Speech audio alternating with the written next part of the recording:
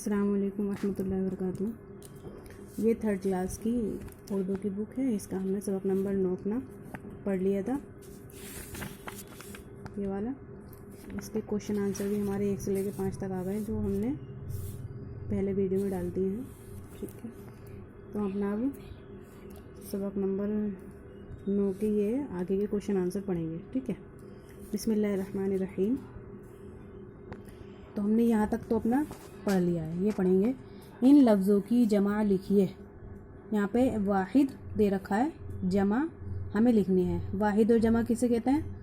वाहिद एक चीज़, दो या दो से ज़्यादा चीज़ों को जमा कहते हैं। ठीक है, जैसे उसमें हिंदी में होते हैं ना एक वचन बहुवचन, और इंग्लिश में होते हैं सिंगुलर प्लूरल। इसी तरीके से उर्दू में वाहिद जमा। दरख्त दरख्तों, पत्ती पत्तियाँ, साया साए, जानवर जानवरों, गुठली गुठलियाँ, कपड़ा कपड़े या कपड़ों, नदी नदियाँ, कीड़ा कीड़े या कीड़ों। ठीक है, हाँ कीड़े। पॉइंट नंबर 7 है, इन जुमलों को सही करके खाली जगहों में लिखिए। नीम की पत्तियों से गर्म कपड़ों में कीड़ा नहीं लगती। तो लगती नहीं होता ना, लगता होता है। तो इस तरीके से हम यहाँ पर लगती की जगह लगता लिख देंगे। नीम की पत्तियों में गर्म कपड़ों में, नीम की पत्तियों से गर्म कपड़ों में कीड़ा नहीं लगता। तुमने नीम का दरख्त देखी होगी, तो इसका सही जुमला होगा तुमने नीम का दरख्त देखा होगा। अब है, नीम के दरख्त पर फूल लगती है। नीम के दरख्त पर फूल लगते हैं।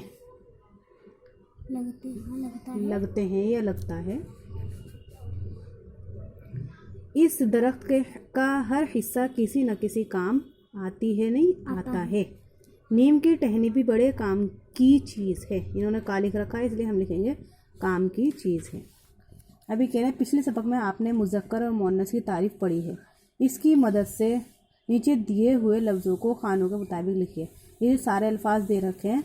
यहाँ पर मुज़क्कर के खाने में मुज़क्कर और मुअन्नस के खाने में मुअन्नस, ये हमने लिख दिए हैं, और आप भी इसमें से देख कर लिख लीजिएगा या फिर इसमें समझ कर लिख लीजिएगा।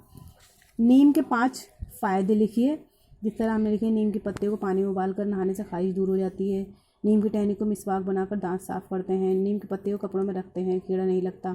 नीम की पत्तियों को किताबों में रखने से दीमक नहीं लगती। नीम की छाल को लगाकर फोड़े फुंसी वगैरह पर लगाने से ठीक हो जाती है।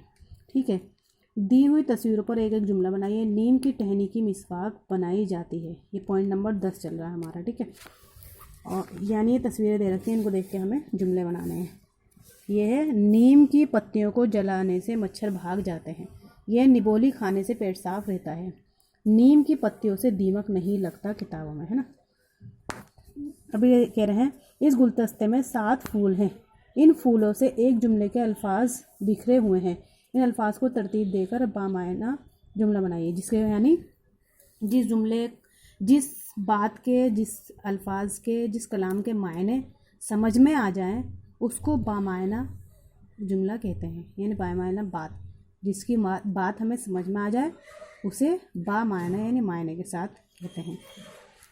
तब इन्होंने दे रखे हैं उल्टे सीधे अल्फाज इधर उधर हुए हुए, तो इसे हमने पूरा एक जुमला बनाना है।